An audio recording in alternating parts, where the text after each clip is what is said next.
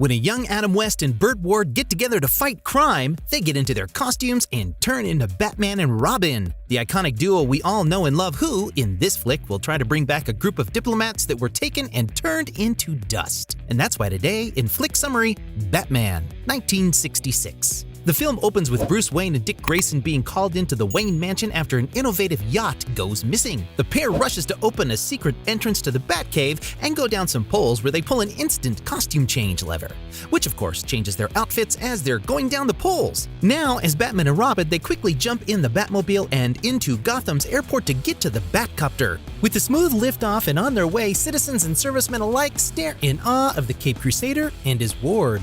Once inside of the yacht, Batman quickly drops down the Bat Ladder, which conveniently has a sign on it, so it can't be confused with a regular ladder. But just as he's about to get into the ship, it vanishes into thin air, leaving Batman soaking in the ocean. Robin pulls the Bat Ladder back to safety, but Batman is being attacked by a shark. He is now required to spray this foul beast with a good old dose of shark-repellent bat spray, which is conveniently placed next to a barracuda, manta ray, and a whale bat spray in the chopper. I guess you can't never be too prepared, huh? Robin goes down the ladder, leaving the chopper magically flying still with no one inside to pilot it, and hands Batman the repellent. Our Caped Crusader uses it to send the shark back to the water, but it explodes as soon as it crashes into the ocean. You know, for a 60s prop, this still looks better than the CGI from Sharknado. Now at the police station, the dynamic duo is holding a brief press conference where reporters from the Times, Gotham Times of course, and the Globe are asking all sorts of questions. There we also meet Comrade, Titania Irenia Titania Karenska Alisov,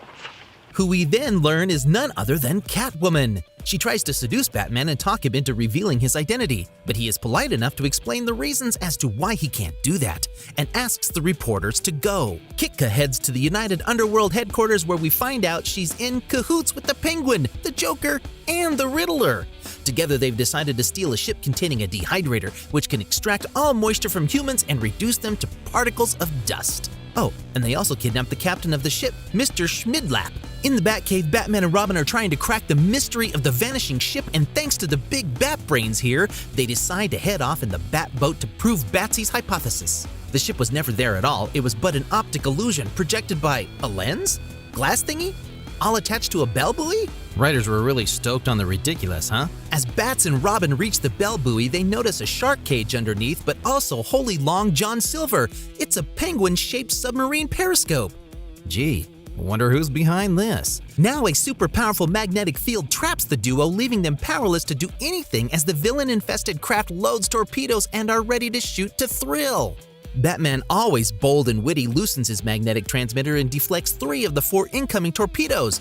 But just as the 4th one is getting closer and our Caped Crusader is left with no batteries, Holy Triton interferes everybody. Turns out they're saved by a porpoise, and that's pretty much it. Fiddling and pondering where could a load of psychotic persona-disguised villains could get such a war vessel, Batman calls up the White House, Navy Department. Turns out the admiral in charge is having a jolly game of Battleship as he goes through the records of his last few customers as per request of the Batsy. Turns out this full-grown asshead of the US Navy sold a pre-nuclear submarine to a random guy named P.N. Gwynn, who only left his postbox number. We know this is an old movie, but this is beyond brain-dead intellect. He even had the audacity to ask Batman if they had done something foolish. Just because the Riddler has written a message with impeccable calligraphy on a missile, and so he launches it from the submarine and into the sky. Batman and Robin head to Commissioner Gordon's office so they can all together solve this puzzle, which they do in a matter of minutes and with a quite messed up, inexplicable logic. What weighs 6 ounces sits in a tree and is very dangerous. a sparrow with a machine gun. As they solve the riddle, they learn that Catwoman has been the brain behind this entire evil operation and is planning to kidnap the 9 Security Council members staying at the United World building. But in order for them to execute their plan without any complications, they need to get rid of both Batman and Robin once and for all. How? Well, they plan to lure Batman into their headquarters using Kitka's Russian bombshell charm to seduce Bruce Wayne. Not that they know it's the same person. I mean, the mask hides it all so well, right? Kitka arrives to the Wayne mansion and hands Bruce some riddles she got from the Riddler himself. Bruce asks her on a date and then instructs Alfred to show her the exit and go down the service elevator to the Batcave to meet with him and Robin for an urgent matter. Hold up, you're telling me there was a functioning elevator in the Batcave all this time? And you're still going up and down through a pole? Well, To each their own, I guess. The duo solves the riddle and come to the conclusion that the villains will go after Kitka. So Bruce takes the date as an opportunity to protect her and try to catch the villains if they dare to show up. Things go well up to a point in which Kitka and Mr. Wayne have a romantic date and they lay their heads together as they narrate a climax? With their eyes closed and against each other. Nevertheless, Bruce has now swallowed the bait and is getting quite comfortable with Kitka at her flat. Somehow, Alfred and Robin are watching the whole thing through a TV in the Batmobile, but turn it off momentarily as things between Bruce and Kitka are getting a little heated. In the meantime, Penguin, Joker, and the Riddler set course for Catwoman's apartment in their flying umbrellas, their own trademark way of transportation, as it seems. Now they barge into the apartment and interrupt Bruce's cheesy pickup lines to start a fight. Robin decides to turn back on the Batmobile CCTV only to find out that Bruce is now missing and holy Halloween! He's been taken on the flying umbrellas! When Bruce wakes up at the Underworld's headquarters, he just can't see any resemblance between Catwoman and Miss Kitka. Kinda disappointing for a guy who's the world's best detective. And yes, he already was by 1966. So Catwoman orders him to be taken to the basement where Miss Kitka awaits, and yet again, Bruce doesn't have a clue.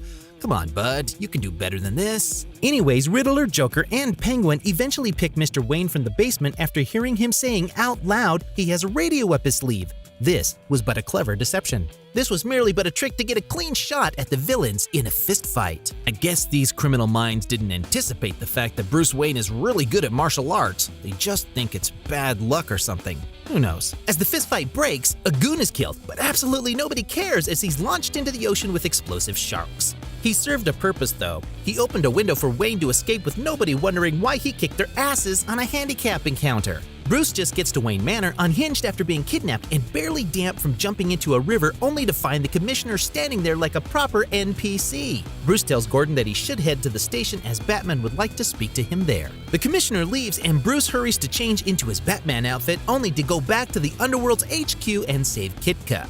Which, I mean, he could have just done that while he was there with her in the first place. I don't know, I guess he wanted to save her as Batman and not Bruce Wayne. Anyways, Kitka is not there anymore cause, you know, she left with the villains, but they apparently sensed Batman would still show up, so they left a bomb. Our Cape Crusader hurries to go down a bar and instructs everyone to run to get away from the danger, but, well, seems that food is more important to some people. Long story short, Batman runs all over the dock and drops the bomb into the ocean, saving everyone that was near, including these ducks.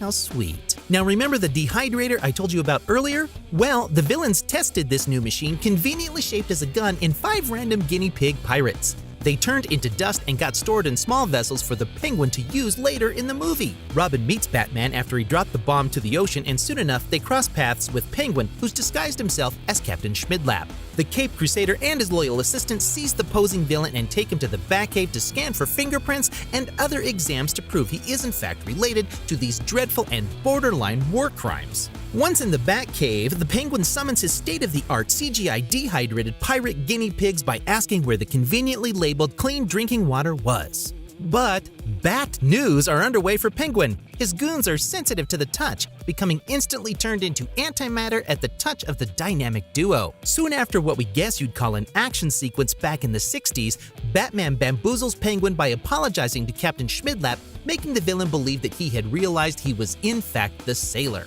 If you're confused, imagine having to make sense of this as a kid. Off to the Batmobile and into the city. Penguin gasses both of our Cape heroes and hijacks the Batmobile, but this was part of Batman's plan all along.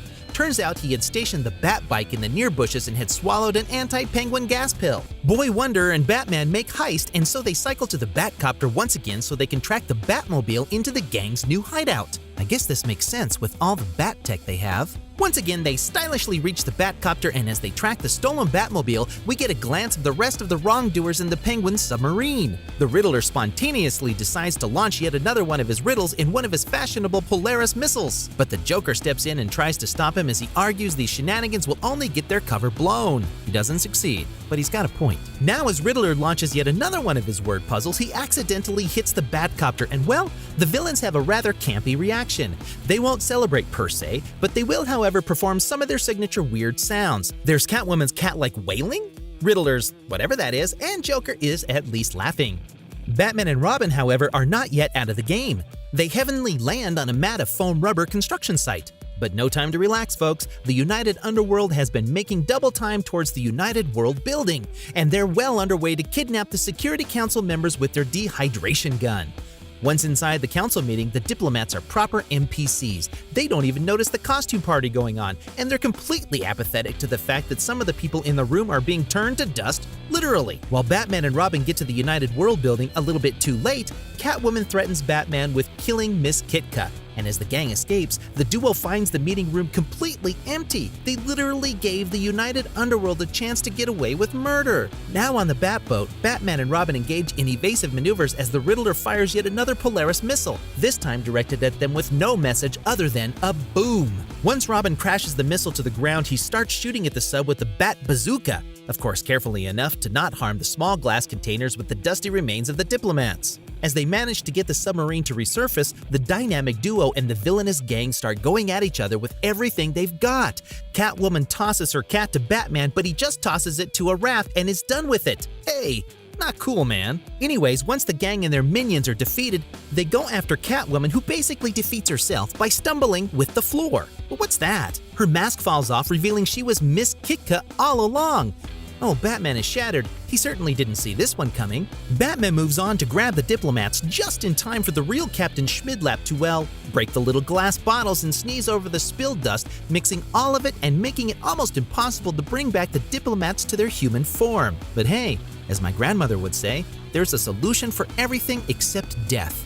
And well, the diplomats aren't dead yet. Batman and Robin rally to the Batcave and the duo starts operating in the super molecular separator. They get the job done and head for the United World building where the world is watching and waiting to see if our heroes can bring back the diplomats from dust to flesh. They start the faucet and hydrate the diplomats, bringing them back to their human form. But there's one tiny problem. The bodies are in place, but the brains are not. They've changed everyone's mind. Quickly and subtly enough, the dynamic duo escapes through the window, convinced they've done a great service. Well, it's better than nothing, I guess. And that's all for today. Let me know in the comments what you thought of this video, and as always, don't forget to subscribe, like, and share this with your friends.